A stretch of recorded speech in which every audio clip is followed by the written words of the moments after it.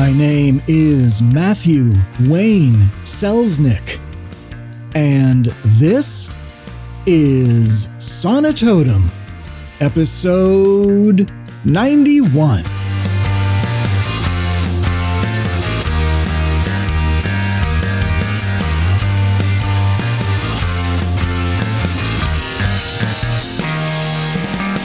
Hello, my friends. On this and every episode of Sonitotum, we talk about making stuff, mostly writing, finding success as we each define it for ourselves, and staying healthy and staying sane in the process. Who am I to be talking to you about such things? Well, I've been an independent creator since the turn of the century. I was one of the first podcasters. I was in the first wave of the digital independent publishing movement back in 2005. And I continue to be an author and obviously podcaster. And my day job is helping other authors, writers, musicians, artists, and other creators bring their creative endeavors to fruition, to market, and to an audience. Every other week, we do one of these episodes of Sonitotum, and we feature a conversation, an evergreen talk with an author, usually an author, poet, playwright, sometimes all three, in the hopes of exposing their own thoughts on making stuff and finding success and staying healthy and sane, in the hopes that you will find some value in that.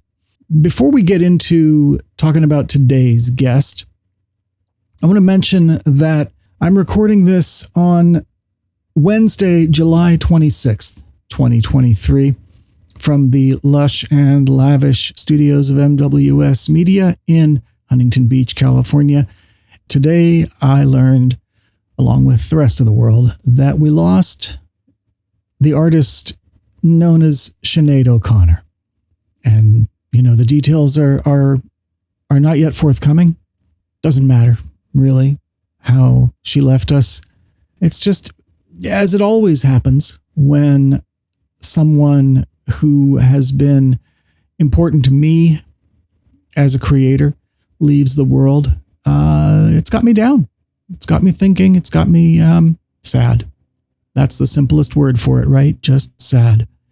Sinead O'Connor was 56 years old, just a few months, maybe 7 months, 8 months older than me.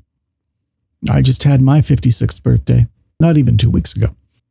And so that's even crazier and for me to think about, when people who have had such a huge impact on culture, and they're the same age as me or younger, and they're gone all of a sudden. And I was trying to find the words for it earlier today as I was running some errands. The closest I can think of it is that when someone my age, who I've grown up with and who's been so powerful a creator, leaves the world, having done so much more than I have done at that same age, or by that same age, it makes me feel that every day that goes by that I'm not prioritizing my own creativity is some sort of betrayal to my own potential. It's a flaunting of my own mortality. And it bums me out, I'm not going to lie. It's been a pretty hectic, 4 months. These past 4 or 5 months of this year. And I have not had a whole lot of time to create, as regular listeners to the show will know. And I don't know. I don't want to make the whole show about it. I want to make the whole show about our guest. But I wanted to note that is what happened today. And that's what's on my mind today. Sinead O'Connor is gone. She was an incredible artist. And check out her whole catalog if you're not familiar with her. Maybe you're young. Maybe you never got into it. Maybe the only song you know is her cover of the Prince song, Nothing Compares to You. That's a blip on her creative radar. From that same album, I Do Not Want What I Have Not Got. I think that's the title. Check out The Emperor's New Clothes. Check out Three Babies. Check out This Is the Last Day of Our Acquaintance. She was a hell of a songwriter and a champion of children's rights and the rights of the abused and of her own convictions. I'm not too happy that we live in a world that we don't share with Sinead O'Connor anymore. But I'm happy that we have her work and her inspiration. I will say that I've found moments in the last week or so, at least since I've spoken to you about 2 weeks ago, since the Exhauster Mission episode. I will say that I've had a few hours here or there over the last 2 weeks where I've done what I'm going to say is washing my brushes, you know? I'm doing a lot of preparatory work. And no, it's not writing. It's not making, but it's putting me in that place. It's kind of like when you've come back home after a long trip away and you walk through the door and you just kind of take in the scent of the place where you live. You ever experienced that? There's a particular smell to the place that you live where you haven't been, when you haven't been there for a while. And it's just like, I'm home. Well, I feel like I'm kind of standing just inside the door of the house of my truth, of my soul, of my actual true self, which is how I feel when I'm making things. And it's pretty much the only time I feel that way. So I have been almost defiantly carving out moments to do that, to clean those brushes, to prepare the space in my heart to get back to work. And yeah, it's going to be a busy month. We're here at the end of July 2023. August is going to be nuts. And the first 2 weeks of September are going to be nuts, at least. But I'll do my best. On today's episode of Sonitotum with Matthew Wayne Selznick, Sonitotum episode 91, my guest is Teresa Wilhelm Waldof. She is the world's leading expert on the Ames Project section of the Manhattan Project. She's an independent scholar, and her in-depth research has resulted in the first ever account of the life of chemist Harley Wilhelm, who was a critical member of the Manhattan Project, especially considering work that he did on the Iowa State campus during the Manhattan Project. Harley Wilhelm just also happens to be Teresa Wilhelm Waldof's grandfather. So this project, Wilhelm's Way, was not only Teresa's first book, it's a real labor of love and just the beginning of Teresa's writing career. I think you will get a lot out of this conversation. Another different perspective from the creative writing life.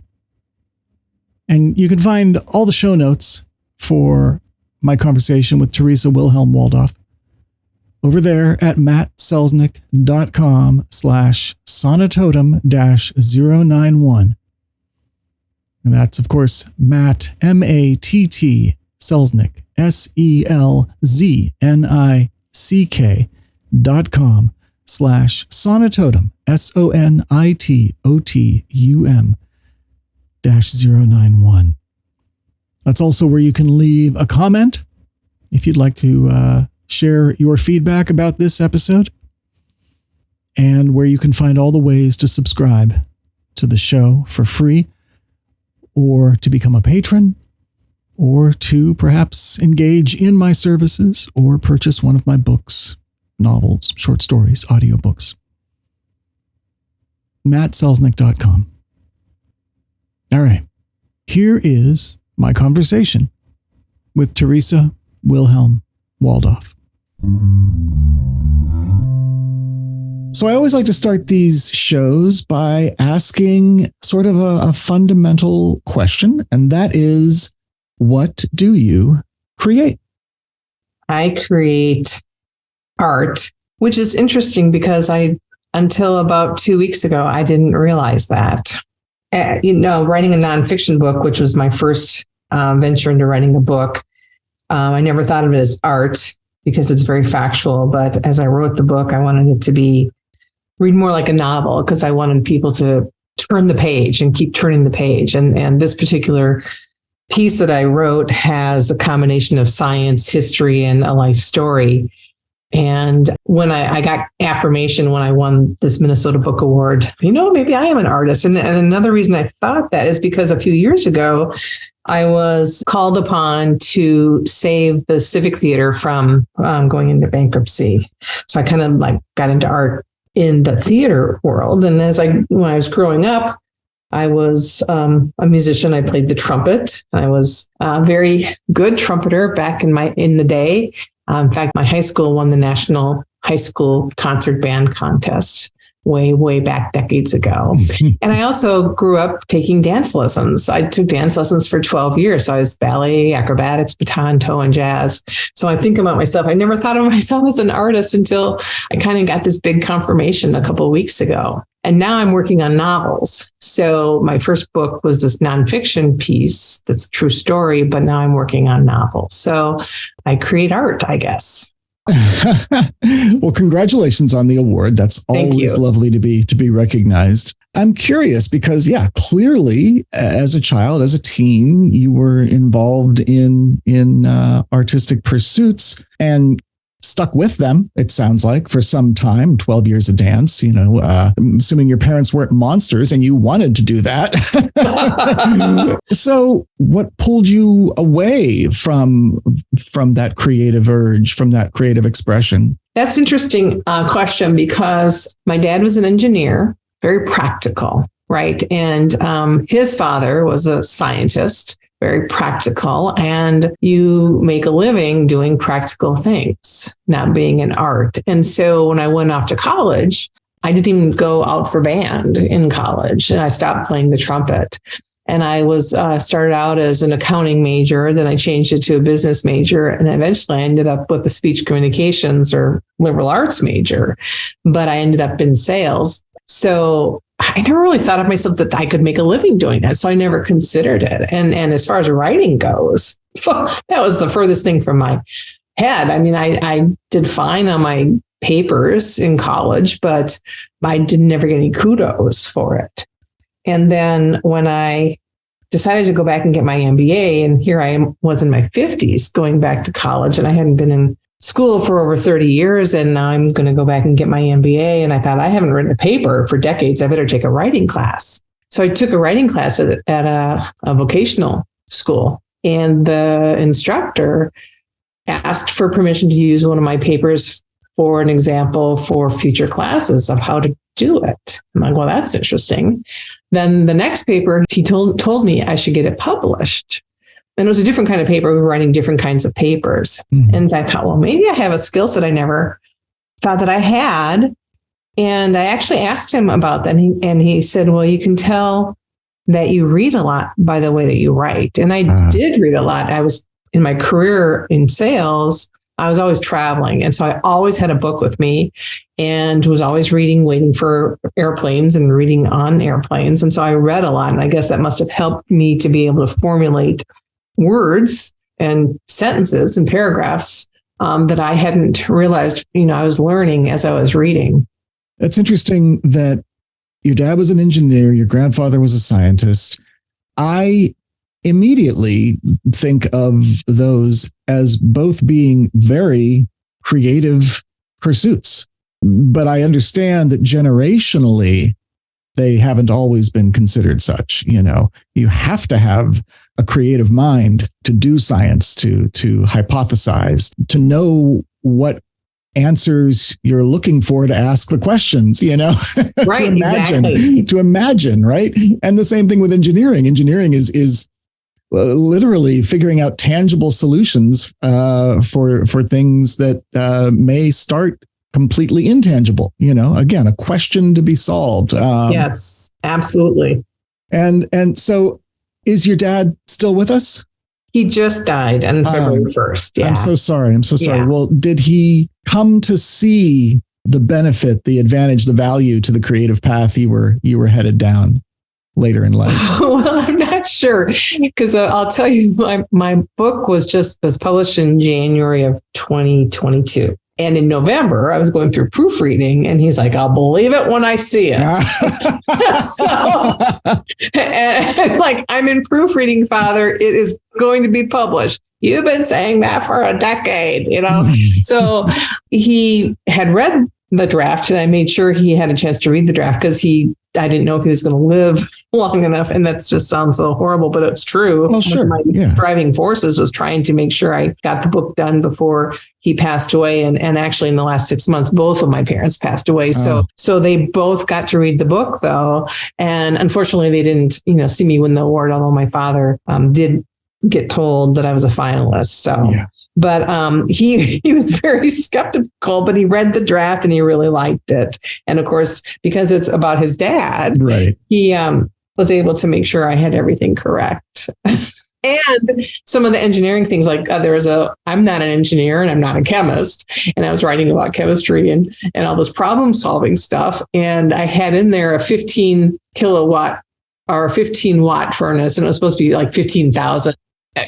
Furnace, and he's like, "You got to fix that." For every time he saw me, "You got to fix that." And I got it fixed before. So it's good that you had your own in-house technical advisor. So, I did. Yes. And my husband's an engineer as well, which I swore I would never marry an engineer, given that my father was an engineer and I didn't think I liked him. I fell in love with an engineer, and I learned to really love and appreciate the way my father thinks. And it turns out I'm actually should have been a chemist or an engineer, because I am a problem solver. Mm. In my career path in business, I ended up being a problem solver, saving organizations and companies and teams, turning them around and, fixing things. So I could have taken that path, and I would have gotten an earlier start being an engineer or a chemist early on. But girls, back when I was growing up, which was, in the 70s, sure, they just weren't doing that. So, right. So anyway, that's where I ended up being in sales and marketing, and then eventually got into all this problem solving stuff. Everything that you're talking about, though, sales and marketing especially, is at its heart, and this as a liberal arts major, at its heart, it's all communication. Yes. Marketing is just convincing. Convincing people that there is a value to something that will not even an objective value, but a subjective value to the person that you're trying to convince, and that's. Or solving a problem that they may not even know they have. Right. And that's writing as well. Writing fiction or nonfiction is just, with fiction, it's presenting problems and, yes. between characters or whatever, creating conflict and situations for conflict and devising how to solve those. It's all, I refer to fiction writing as much architecture than as something more, sort of wishy-washy. You are building something. You are being presented with problems, whether you're devising them for your characters or even just trying to work out how to best present an idea or a concept or an argument, and then solving them, working down the flow chart. Right. And you have to have a good foundation or it all caves in. That's right. Well, what about your mom's influence on both those early artistic endeavors and what you came to later in life? Yeah, definitely. She's the one who made sure we had dancing lessons. And no, I did not want to go to dancing lessons, but mainly because my dance instructor was not a very nice person. But it was interesting. Went for, a decade, all these years of going to dance lessons and doing the recitals and everything. And then at one point, my mother finally, I was going into my senior year in high school, and my mother finally decided that my younger sister, who was a year younger than I, could quit because the instructor was saying things to her that were not nice, and gave me the option to quit. And I opted to continue, which kind of shocked her because I'd never really liked going, but then it was my choice to be there, really. Right. And then I really kind of flourished in it, but didn't continue on after I graduated from high school. But she was very artistic herself. I mean, as we've been clearing out my parents' house the past couple of months, and there's just, her artwork is everywhere. I mean, she did toll painting, she sewed, she gardened, she cooked. I mean, both, very creative in that. She did the decorating of the house. She just, everywhere you look, there are things that were artistic that she was doing. She was influencing me, just by example. I wasn't doing those things, but although there is this one thing I've got that I did when I was probably in third or fourth grade, and I had a box of crayons, and I decided to make a picture. But what I did is I took a candle and I lit it, and I took a drip at a time and created this picture. And it was a house with a yard and trees and clouds. And it was really, childish kind of thing, but it took hours upon hours, which was one of the things about me that has rung true, is like, once I'm into something, I'm like a dog with a bone. I just go and I do it, and I keep doing it until it's done. So drip by drip, I created this picture. It's like an 8.5 by 11 picture, maybe a little bit bigger. First of all, that childhood freedom of, making things just for the sheer joy and curiosity of making something. I could have used these crayons, but this sounds like an interesting idea, My sister wonders why my mother let me play with fire for hours on it like that. Well, because your mother knew, she saw a kindred spirit, and she wanted, I'm gonna wager that she wanted to make sure that there was a little bit of balance from the other side, Yes, I would venture to say that you are correct on that. We talked about the osmosis writing workshop that you did over the years, just being a voracious reader. How did you trend? Fiction, nonfiction, a mix, just chasing interests and passions? Tell me a little bit about that. It was just fiction, and I would just be in the airport bookstore and just like look around and just grab one. I'd look at the back and grab one, and it wasn't any particular genre, although it was never really sci-fi or fantasy. It might be romance or a mystery thriller, or those things having to do with the government conspiracies and things like that. But there was never really any set genre that I was going for. I didn't start reading nonfiction until a bit later. I think actually not until my 40s, really. I started to read nonfiction. I really enjoy nonfiction now, and I hardly ever read fiction, which is strange because it was like a flip-flop. That's interesting. And now you are, after this first book, this nonfiction book about your grandfather, now you say you're starting to think about novels. Yes, actually, it's kind of neat. I've got an idea for a nonfiction that I can talk about, but I also this fiction idea is thriller, and I just did storyboarded out 5 books over the weekend. And what's interesting though is my husband kind of is the one who said, you should do this. And even before these two, I'd started working on a nonfiction kind of business improvement book, because that's my expertise, right? How can I solve problems? And so I started writing that. Well, I probably about 5 or 6 chapters into that. And he's like, you're not going to be happy writing that book, because I retired on April 30th of this year. Congratulations. And thank you. And on May 2nd, I won the award. And then I started doing my story, but I'd already started writing this book about business. And he goes, you're not going to be happy writing that because you're going to be thinking about everything you hated and everything that went wrong when you were working. So do something that's going to give you joy.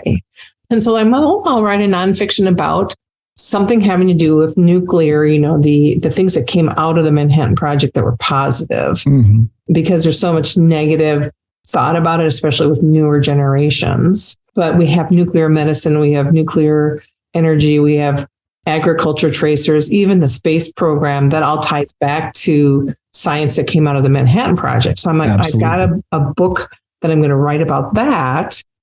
But these novels sound really fun to do. So my husband, he and I actually sat down together, and he doesn't want to be involved in terms of having his name on anything, but he gave me a bunch of ideas. And then we started talking about characters, and we actually storyboarded out 5 books over the weekend, which is exciting. Yeah, and quite an endeavor. I'm assuming those were some pretty long days. Actually, we did it in a couple hours. Okay, so I want to know then, let's get a little bit into method. How did you do this?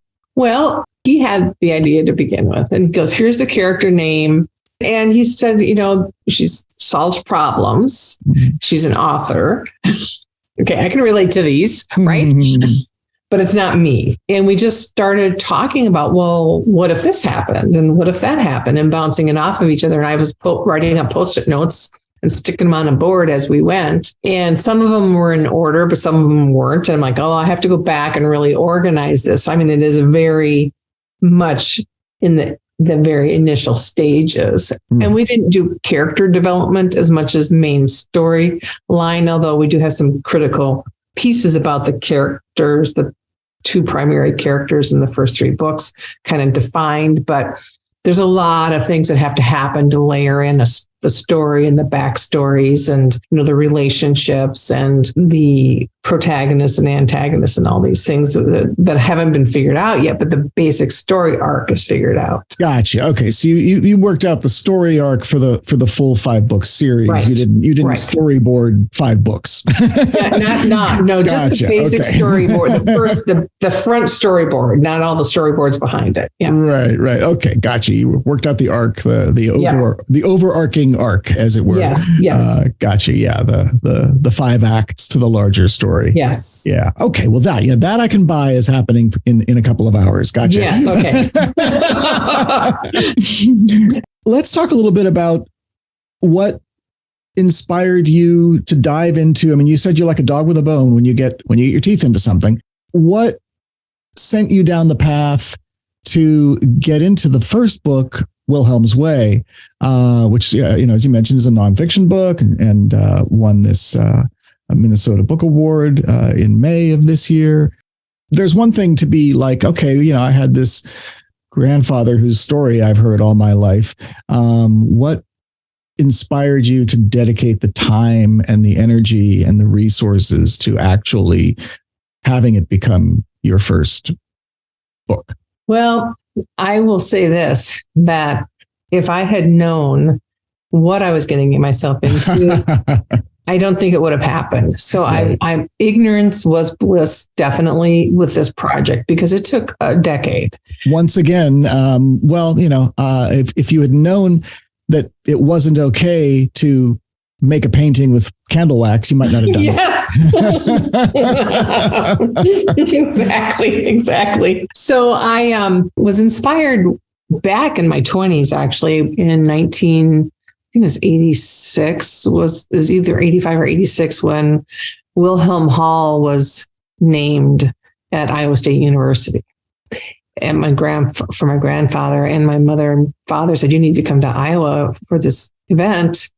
They're naming a building after your grandpa. And I really did. Yeah.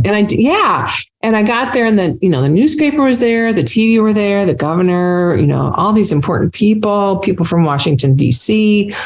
And there was one thing that was said during the event that always stuck with me. And it was Louis Ionello.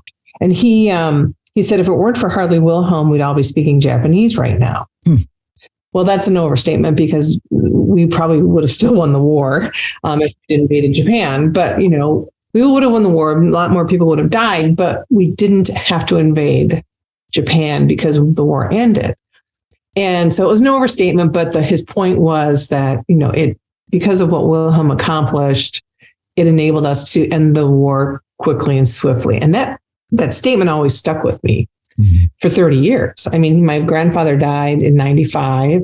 Here it is, 2015, 2012, I start working on this book and he's been long dead, but I kept hearing my father and my aunts say, well, your grandpa did this and your grandpa did that. And I really?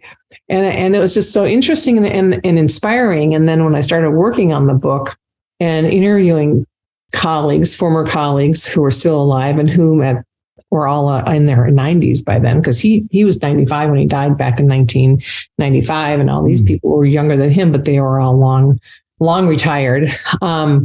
But they also were so inspired by him, and he was so highly revered, which really, struck me. But as I did the research, and I would find these little nuggets, and it just kept me going. Like one day I uncovered this story in a 1914 newspaper about him playing basketball and how he scored all these points and he was a phenom. And I'm like, oh my gosh, he's being written as a teenager. And then, my parents my aunts had always said that he had solved this problem with regard to the children's teeth in Ankeny, Iowa, all turning brown. But there was nothing documenting that. So I dug around. I finally came across the study that was done and was published where he solved the problem was that they dug new wells in Ankeny, and it had an overabundance of fluoride in it. So a little bit of fluoride is good for your teeth, but too much of it turns it brown. And he's the one that figured that out. And I just kept uncovering these little nuggets. It's just like, this is so interesting. And I knew he'd almost died from the Spanish influenza during World War I. And he didn't have to go to war, but he didn't die from the flu. And all these things just kept me going as I would find more things. But it was tough because I didn't really know what I was doing. I would spend a lot of time in front of the computer screen crying. I don't know. Welcome to being a writer. Yes. And I had to figure out, how do I take this science and make it readable to the average person? First of all, I'm not a chemist. I had one chemistry class in high school, and I'm reading these original documents from the 1940s that are probably still radioactive because they were around all the uranium and stuff. And I'm reading these documents and it's all in chemical terms. So I'm looking up all these words and trying to discern, okay, what in these documents is important for this story? Because there were so many of them. And I, took a long time for me to distill it down to the key things I thought needed to be in the story. Once I distilled it down, then I had to convert it in layperson's terms, but not in a boring way. And then create it into a story that people are learning science, but it's interesting enough that they keep reading. So I had the science piece of it. And then there's this historical context because Wilhelm was born in 1900 and the world changed. He didn't have electricity. He didn't have running water growing up. He lived out on the prairie, on a farm in southern Iowa, very poor, and everything was changing during his life. And it was just so interesting building that into the story of how the world was changing as he grew up and describing, a one-room schoolhouse that he started his schooling in. So that life story of him and the time that he grew up in, and just weaving all this together and the Manhattan Project piece of it. So it was very complex, weaving all this together and trying to make it so that I didn't go too long on one part and put in a good family story in there somewhere and a funny story. And there were sad stories. He had two siblings who died in their youth and, all these things, trying to make it so that people could relate to him as a character. Right. I don't know. I guess I did a pretty good job. I mean, I had so many self-doubts, and my husband says I'm like a pendulum. I mean, one minute I'm like, oh, this is going to be great. And the next minute I'm like, I'm the biggest loser that ever walked the planet. Once again, welcome to being a writer. Yeah. And every author will tell you the same story, from the person who started a month after you did to Stephen King. They'll all say the same thing. Yes. Yeah. Those doldrums are real. Right. And on the subject of your subject,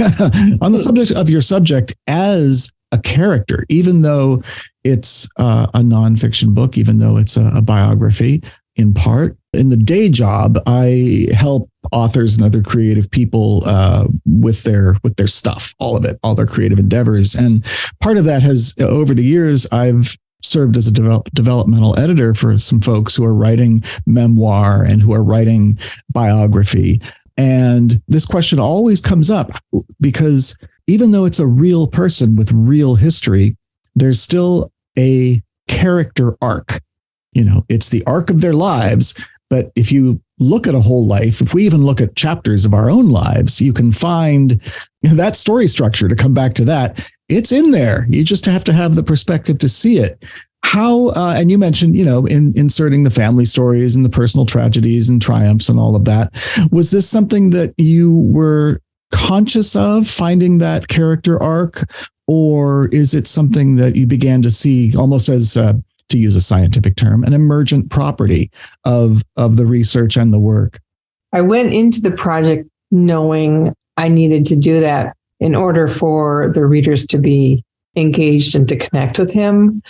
But I didn't know the pieces of it until I discovered them and uncovered them in my research and my interviews. So it fit together as a puzzle as I was gathering more and more information about him, and then figuring out, well, what's the layout of the book going to be? I really thought for a long time, well, what is this structure got to be for people to want to know more about Wilhelm, right? So I had to get them engaged in like this work that he did that was so important to the outcome of the war, and then tell them all about who this guy was and where he came from, and how it's really quite miraculous that he pulled this off given his background and where he came from. And then just having people feel really good about him at the end. He's winning all kinds of awards, but he takes them home and he puts them in his closet. So he's this humble character that people just like fall in love with.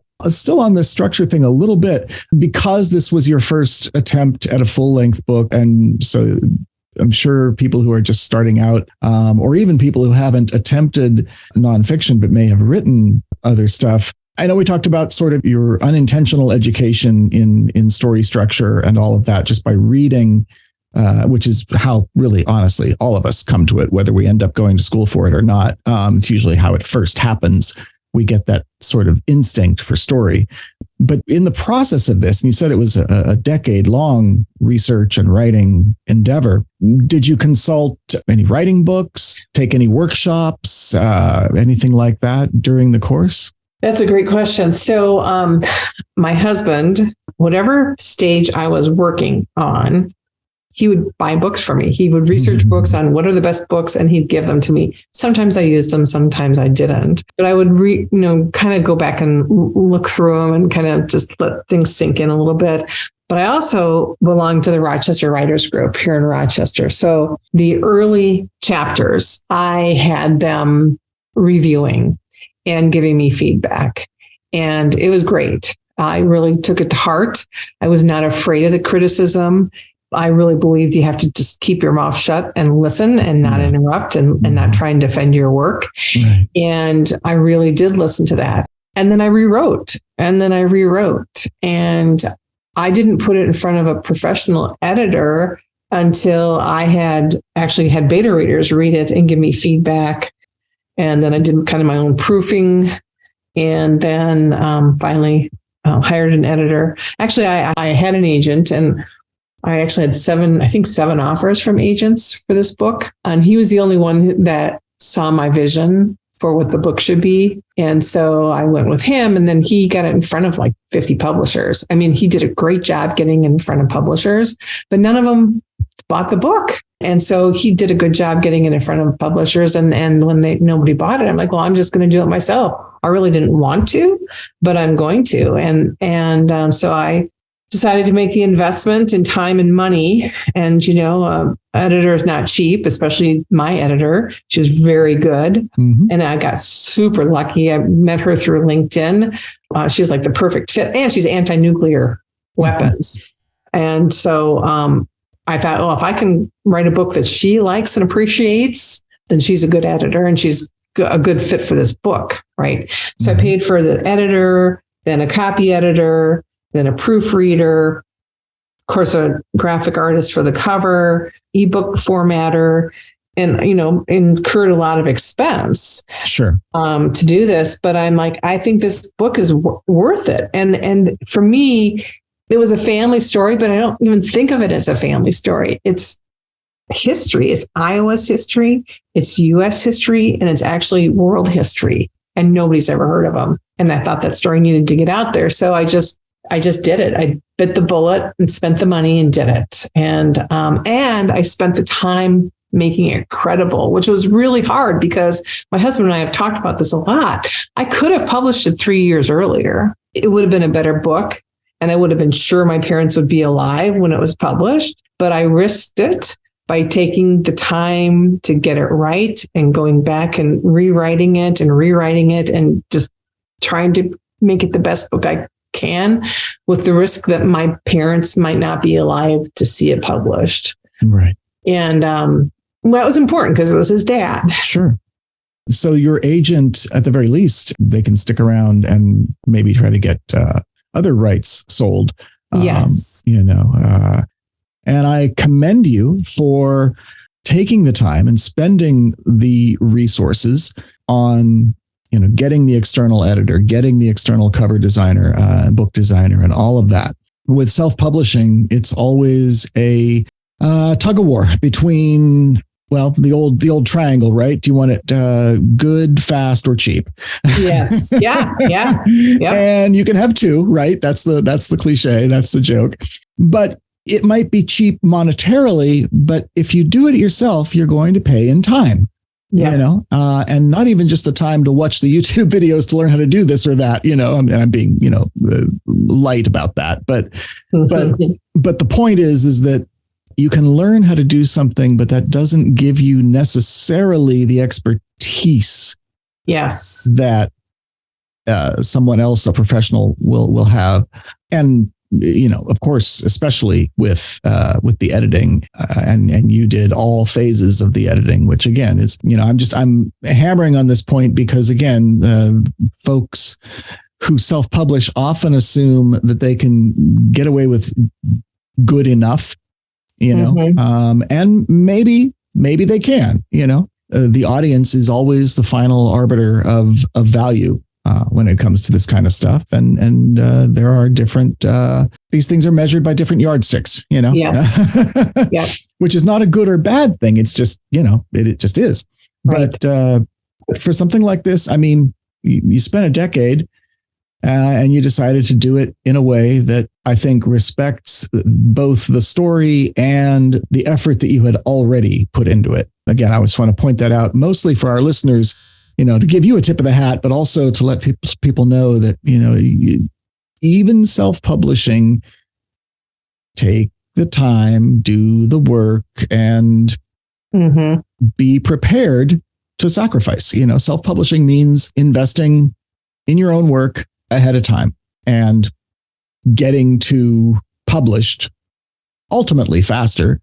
But, waiting around for someone else to acknowledge the work and put their money and their time into it as a publisher, well, that's out of your control. Right. Yep. Neither one is intrinsically better than the other, but those are the choices to make. And if you're going to choose self-publishing, well, then, do within one's own scope of resources, do whatever you can to make it as best as possible. So that's exactly what I wanted. I wanted it to be credible and a good book that kept people turning the page. And I can't believe it's my first book and I won the Minnesota Book Award. I mean, I'm like, I can't believe it. Well, that segues nicely into the next sort of tentpole of what we talk about here. Talk a little bit about, from your perspective now, from looking forward, however you want to approach this, what is your definition of success for yourself? Oh, I think it's multi-pronged because I've always been a very goal-oriented person. So, wanted it to be a credible book. Well, then I got a book done and I got pretty good reviews. I'm like, well, maybe I should enter this into the book awards. And then I, win the book award. But for me as a creator, I want to be, well received by the audience. That to me, ultimately, I want people to read my book. Mm-hmm. That's the ultimate success, is for them to read the book. It's just a bonus to be able to win a book award. I mean, that was not even within the realm of my thinking as I was working on this book. And I never would have gone down that path except of entering it because I was self-published. I had to enter it myself. For me also, it's giving me the chance to do more public speaking because I am a public speaker. In my career and business, I was always giving presentations and, motivating people and doing things. And one of the things that I did for this book before it was published, a year before it was published, I started strategically linking to people on LinkedIn who I thought would be interested in the book. And ultimately, I connected to people at the Department of Energy and Iowa State University. And I've been a paid guest speaker at both now with, zeros on it. Right.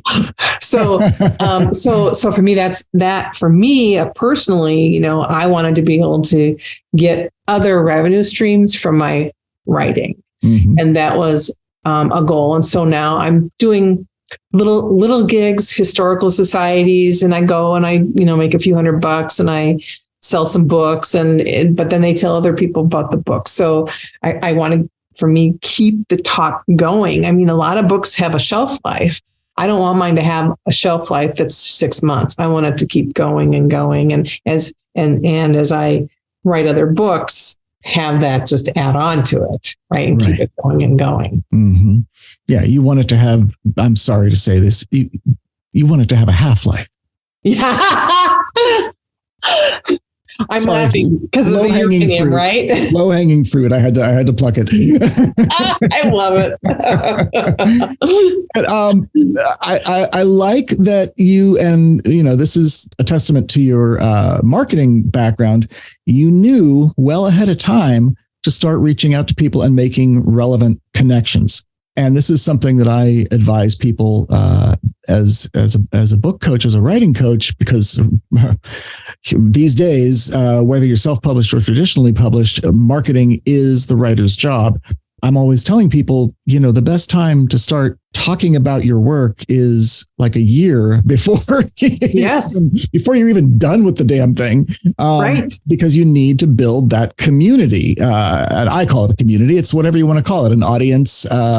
But they need to start having you on their radar, whether it's participating in other communities, online or otherwise, that are related to the work, and showing up there as a valued participant, and contributor, or like you've done, reaching out. And I don't think you mentioned it specifically, but did you do any sort of what would amount to a cross media workshopping of the book by using the topic of the book for the subject of talks before the book was published?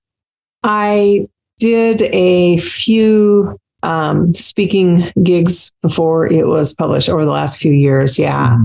So some of those events that you did before the book was out, did your experience there in presenting a form of the story, did that inform the actual writing, or show you like spots where, oh, you know what, this story, even as I'm presenting it orally, there's a little weak spot here. There's a place I could buff out over here. There's this part that could be fleshed out a little bit more. And did any of that, was there I guess what I'm saying is, was there unexpected benefits to those appearances?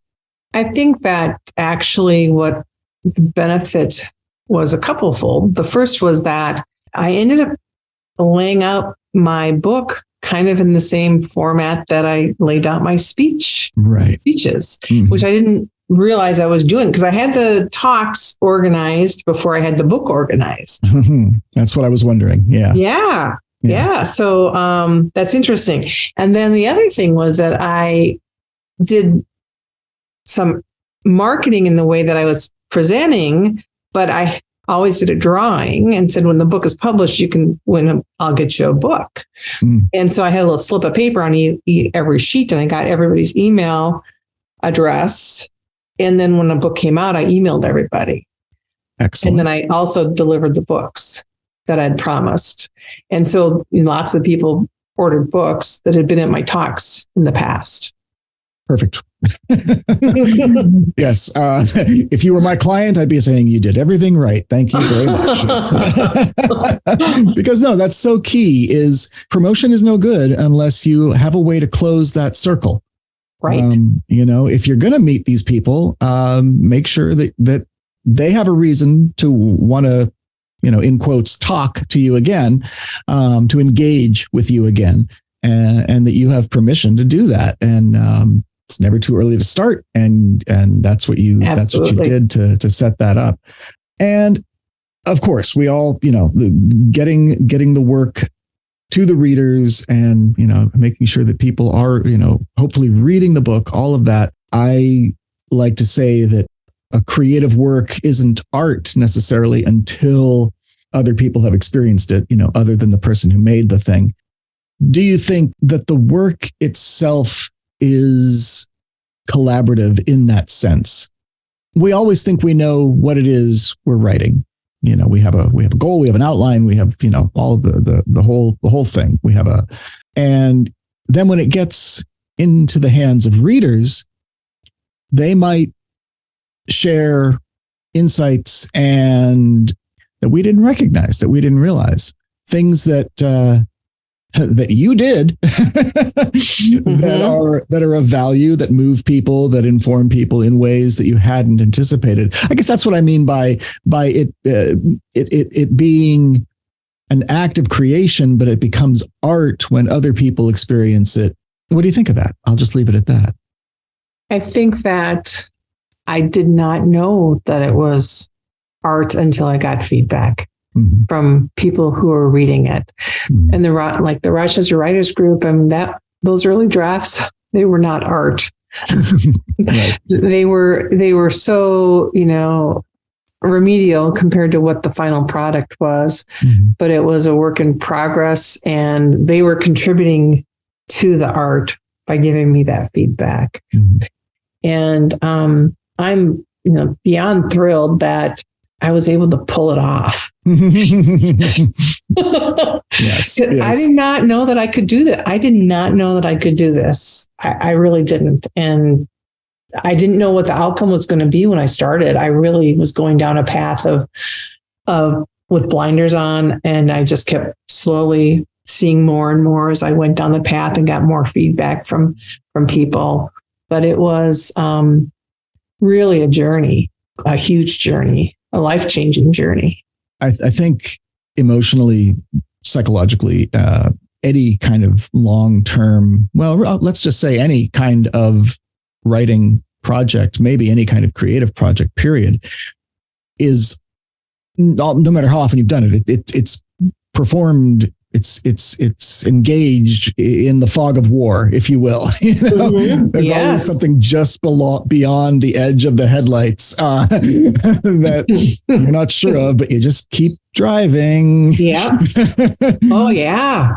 And this, you've said this was a very long process. You went into it basically completely as a blank slate, other than knowing the actual stories and hearing the actual stories from your family. So you can approach this this next sort of subject as transparently, as vulnerably, as personally as you're comfortable with, and think of it in terms of both the experience that you've had with this first book and going into now a 5-book project.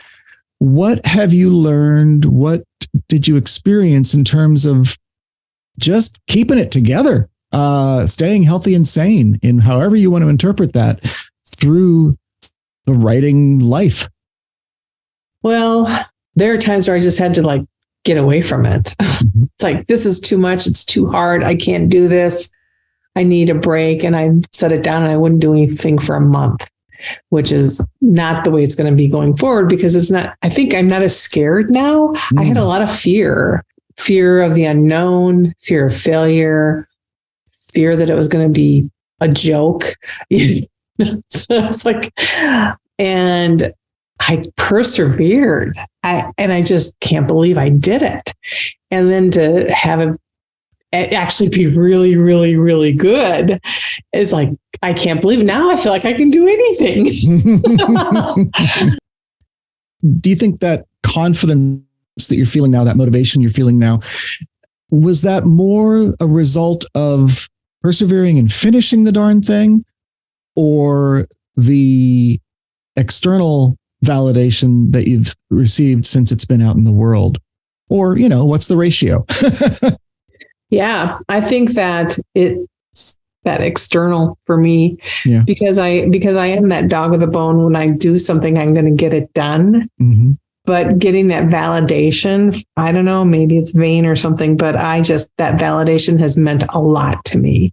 No, I don't think it's vain. I think that's, if we create something and it's not, again, if it's not experienced by others, it's like, well, okay, I made the thing, and nobody's really hearing this sound that I've made. Nobody's getting this message that I felt it was so important. So absolutely, I don't think it's vanity. I think, if, and I say this about anyone who has a creative inkling, that if you have the urge to make a thing, to add something to the culture that didn't exist before, it's your responsibility to do it, to go through with it, because that's something that others are going to experience, that, almost with the marketing thing again, they didn't even know they needed to. Right. You can't, sometimes you don't know what you don't know. And so as creators, and sometimes people are like, well, I'm not going to write this book or that book because someone else has already written something like that, or how do I decide? Well, nobody has created the thing that you're going to make. No matter if it's, whatever, another zombie book, fine, make it your zombie book, Yeah. So no, I don't think it's vanity at all. I think it's you have fulfilled your creative responsibility, and, you want that circuit to be closed. You want that circle to be closed. You want other people they need to hear the good word. Right. What's interesting what you just said about the responsibility. Mm-hmm. I have siblings and I have cousins, and nobody else wrote the book, right? Mm-hmm. I took on this responsibility of carrying on this legacy for the family. Yes. And even though, like I said, it's really Iowa world and, U.S. history, it's also our family legacy. Right. And I guess maybe I'm the only person that could have done it in the family because of who I am and my nature. Right. And everybody, they all have their own strengths and things that they bring to the world, but that's not it. And actually both my siblings are very creative, but they are not this kind of creative. Yes. Right. Yeah, exactly. So no, that's great. Put aside that self-talk that it might be vanity, because vanity is a driver as well. And sometimes that's, and I'm not saying this was the case with you, but I'm saying that the whatever it takes to get the work out, if it's going to be of value to the rest of the world, then all right, it's okay. So it was vanity. So what, I mean, you didn't have to enter that award contest, but you chose to, and it pays off. Not just for your own validation, but it means that the book is going to be exposed by still more readers. And they're going to learn something. They're going to be inspired. Their lives are going to change in ways large and small. We can't predict, but that they would not have had the opportunity to without this particular book. And that's the magic of all books, of all narrative media, really, Yes. Definitely. Wonderful. Well, what else? You mentioned taking breaks, taking a month or so off here and there when it got to be, I'm going to say close to burnout on it. What else can you say about some of your practices, either while you were writing that book or that you anticipate adopting as you leap into this next project? Well, I think the getting feedback. So I haven't, I'll write a draft and then I'll have my husband read it. I didn't for Wilhelm's Way, but I will in fact, for Wilhelm's Way, he was out of the loop. I didn't have him read the book at all until I was ready for a beta reader, but I was getting feedback from the Rochester Writers Group. Yeah. With the fiction, I'm going to be probably letting him read it early on, and then I'll probably return and get their input as well. Is there anything that we haven't touched on, or things that we sort of skimmed on that you'd like to go deeper with before we wrap up? I just feel so blessed right now to be on the path I'm on. Mm-hmm. Indeed. I can hear it in your voice. If there was a single 1 or 2 sentence bit of wisdom or the bumper sticker slogan for your creative career at this, up to this point, if you had one thing to convey, to express, what would that sort of pithy, ridiculously concise bumper sticker slogan be?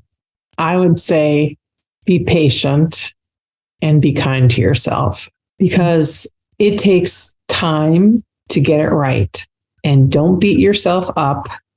You're going to, but try not to beat yourself up because it's not right the first time.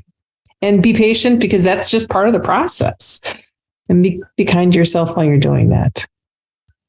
Be kind to yourself. I don't think anyone has mentioned that part yet of the folks that I've talked to. And it's so important, because there are so many places and moments and days and months along the way that, we can be our own worst enemy, especially in that creative phase where maybe nobody else is seeing the work. Maybe nobody, a good portion of writing is staring at the wall, right? Uh-huh.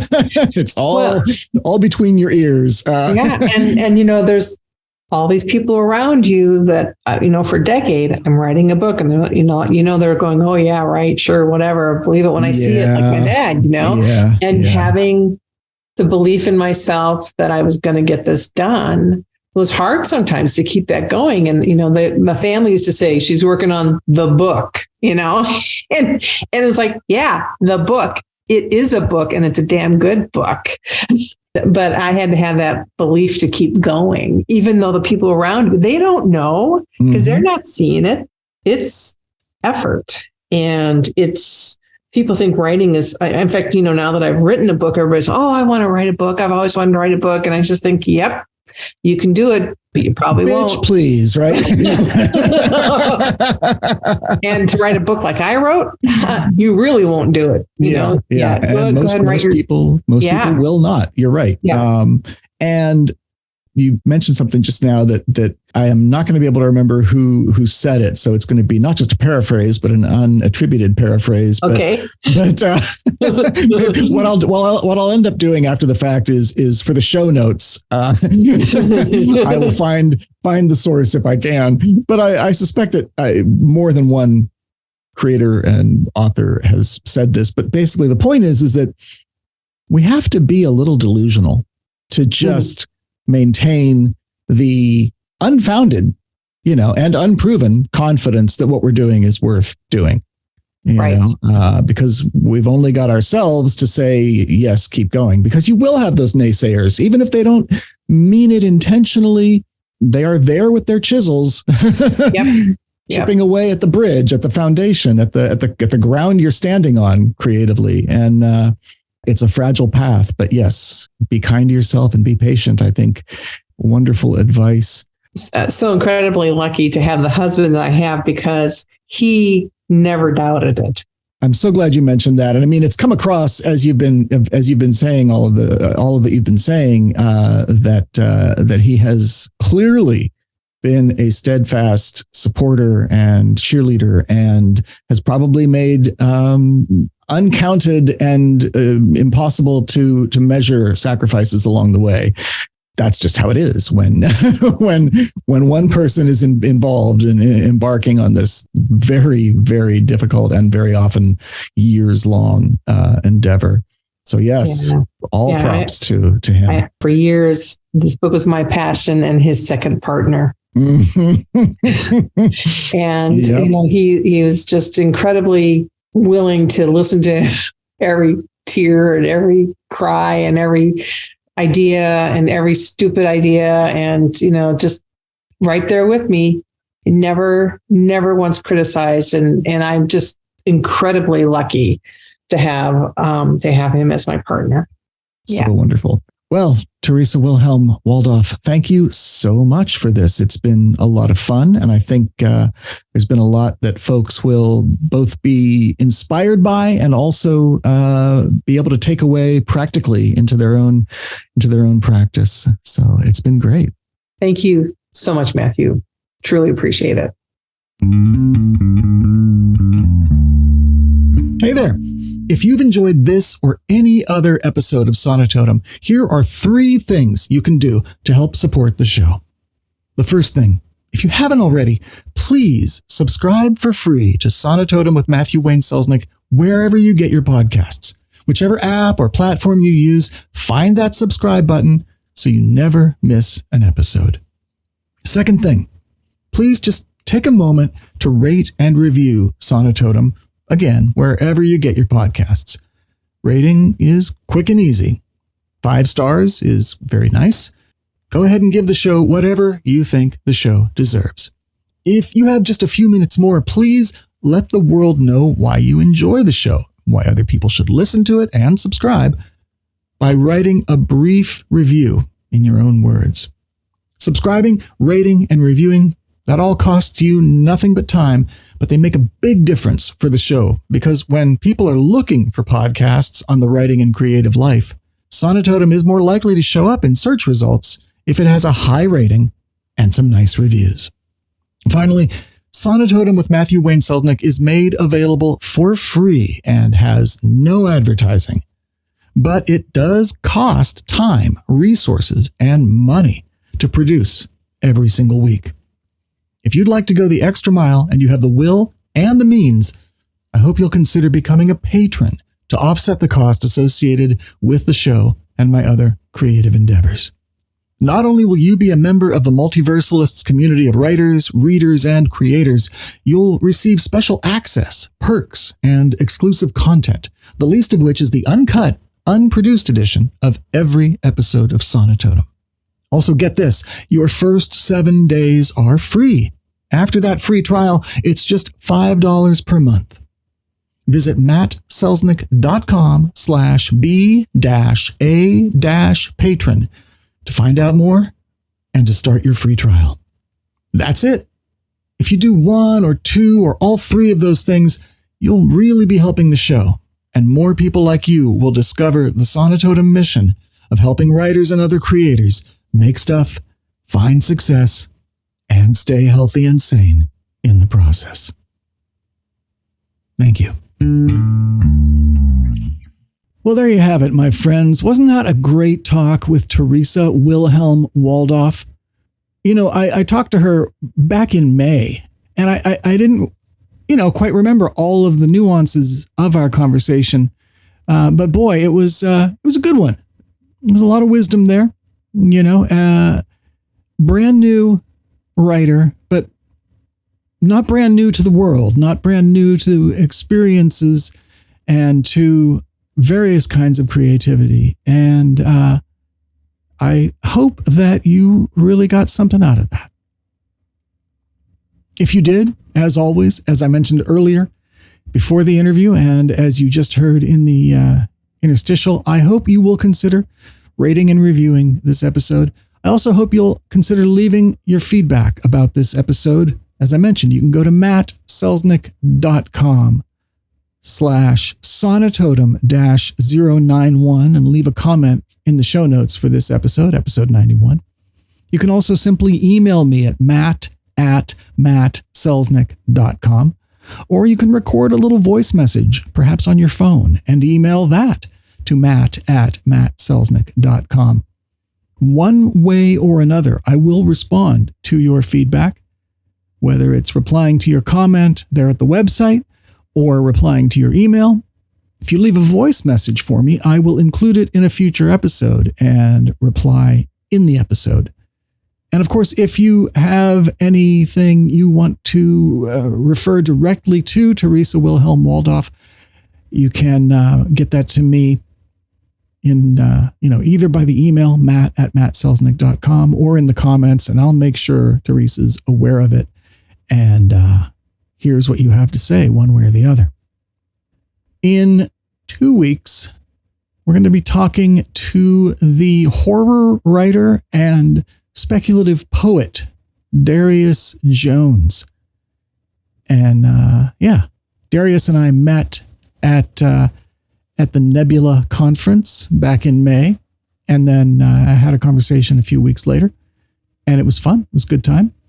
And that's coming up. I want to thank you for sticking around, especially now that we are on a 2-week schedule. And especially during this period where I'm not going to lie, I'm struggling to keep up with anything that isn't work or family related right now. And this podcast is, while I like to believe that it's a valuable thing for you, it's difficult to squeeze in, even with the 2 weeks between the episodes. But I'm doing it. I'm showing up for you. And I hope you're getting something out of it. Stay subscribed, please. Tell your friends about Sonitotum. Help me grow this show. Help enlarge the reach of people like Teresa Wilhelm Waldof and my past guests, Deborah Parmley, Celia Lake, Krista Walsh, Jeffrey Doherty, Anthony Eichenlaub, Monica Cross, Rhiannon Held, Joyce Reynolds Ward, P.A. Cornell, and way back when, Emma Wallace, and my future guests, of course, as well. The more people that hear this show, the more people get to hear their voices, and hopefully the more writers and other creators are enriched by that experience. So stick around. Thank you for sticking around. And of course, thank you to my multiversalist patrons who continue to provide stalwart monthly support of at least $5 a month. Chuck Anderson, Amy Bowen, J.C. Hutchins, and Ted Leonhardt. Thank you so much, folks. And if you would like to join the ranks of the multiversalists, you know what to do. Go to mattselznick.com/b-a-patron. All right. My name is Matthew Wayne Selznick. Take care.